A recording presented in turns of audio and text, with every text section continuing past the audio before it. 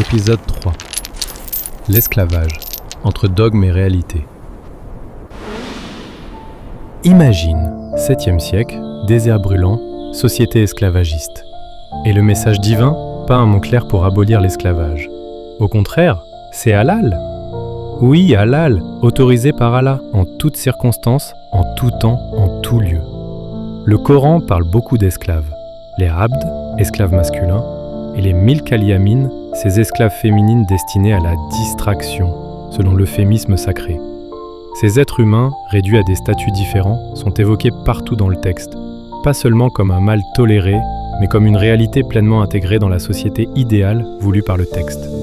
Le prophète Mohammed, lui, avait plusieurs esclaves, dont un fils, Ibrahim, né d'une esclave offerte, Marie la Copte, cadeau royal, cadeau pieux.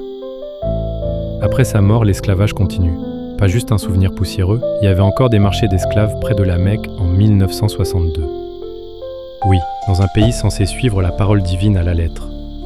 Et attention, ce n'est pas une blague, dans un hadith authentique, le prophète s'est carrément mis en colère contre un vieux qui voulait libérer ses esclaves. Oui, tu as bien lu, libérer ses esclaves, pas la bonne idée à cette époque-là, même Dieu et son prophète avaient leurs limites. C'est dire combien cette pratique était ancrée. Cerise sur le gâteau, il existe un hadith sahih qui dit que la prière d'un esclave qui a fui son maître n'est pas acceptée tant qu'il n'est pas revenu. En clair, la foi d'un esclave en fuite est mise sous condition, liée à son retour au joug. Pas de liberté spirituelle sans retour à l'esclavage. Charmant. Aujourd'hui, certains pays musulmans renoncent officiellement à cette pratique, souvent sous la pression de la Convention des droits de l'homme et autres organismes internationaux. Mais attention, dans certains endroits, l'esclavage existe toujours, au grand jour ou dans l'ombre.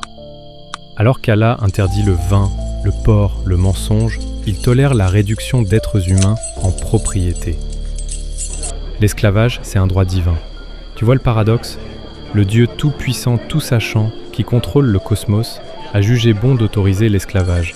Pas juste une fois, mais pour toujours. Et nous, on applaudit ça, on prie en tournant autour d'une pierre, on chante des sourates, en laissant 7 questions dans un coin. Alors oui, l'esclavage a disparu de la majorité des pays musulmans, mais pas par décret divin. C'est grâce aux pressions, aux lois humaines, à la conscience moderne. Spoiler, la divine morale sur ce sujet-là, c'est juste un vieux compromis social figé dans un livre sacré, pas une révélation d'éternité.